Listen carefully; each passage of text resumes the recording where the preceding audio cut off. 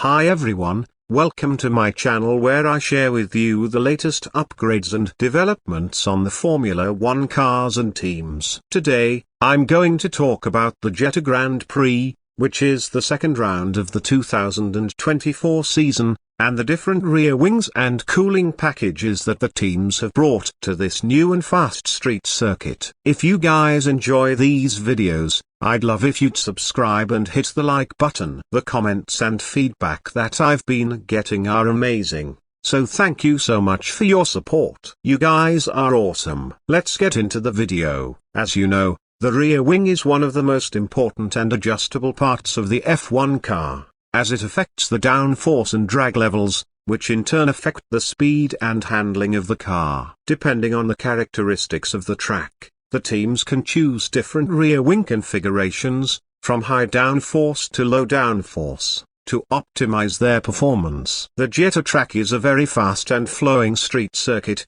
with long straights and tight corners, so the teams have to find the right balance between downforce and drag, and also consider the cooling and reliability of their engines. In this picture, you can see the rear wings of the top four teams: Red Bull, Ferrari, McLaren and Mercedes. As you can see, Red Bull has brought a new low downforce rear wing, which is different from the one they used in Bahrain. This wing has a smaller cutout in the middle, and a flatter profile, to reduce the drag and increase the top speed. Red Bull usually runs a medium downforce wing, so this is a big change for them, and it shows that they are confident in their new RB20 concept car, which has a lot of downforce from the front wing and the floor.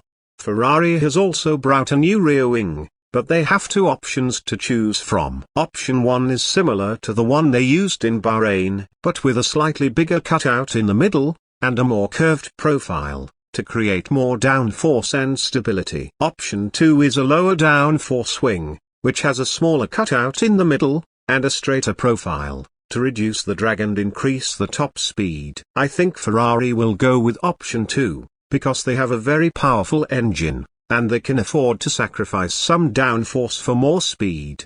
McLaren has also brought a new rear wing, which is very interesting and unique. This wing has two indentations in the middle, which create more upwash and reduce the drag. The bottom part of the wing also has a bump in the middle, which pushes the upwash even more. This is a clever solution that I have not seen on any other car, and I wonder how much it will help them. McLaren is a team that I think will struggle here with top speed, because they have a less powerful engine, and they need more downforce for the corners. So a rear wing upgrade for them is very important for their pace. Mercedes has also brought a new rear wing, which is very surprising and impressive. This wing has a very big cutout in the middle, which is similar to the one that Red Bull introduced last year. This cutout creates more pressure on the middle of the wing, and helps the air to flow better when the DRS is not open. The bottom part of the wing is also different, and it has a flatter profile, to reduce the drag and increase the top speed. Mercedes has gone with the lowest downforce rear wing of all the teams,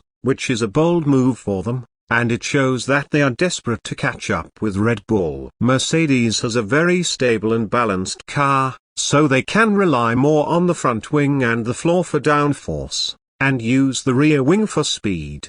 In this picture, you can see the rear wings of the other four teams: Alpine, Aston Martin, Williams and Racing Bulls. Each team has brought something different, but they are all in the medium to low downforce range. Alpine seems to have the same rear wing as in Bahrain, but I think they will bring something different later. Aston Martin has a different rear wing, which has more outwash on the sides, and a bigger cutout on the end plates and in the middle. Williams has a similar rear wing as in Bahrain, but with a lower downforce spec. Racing Bulls has a low downforce rear wing, which is very simple and straight. The last two teams are Sauber and Haas, and they both have medium to low downforce rear wings. Sauber has a rear wing that is similar to the one that Ferrari used in Bahrain, but with a smaller cutout in the middle. Haas has a rear wing that is similar to the one that Racing Bulls used in Bahrain, but with a bigger cutout in the middle. So, these are the rear wing upgrades that the teams have brought to the Jeddah Grand Prix. I hope you found this video informative and interesting. If you did,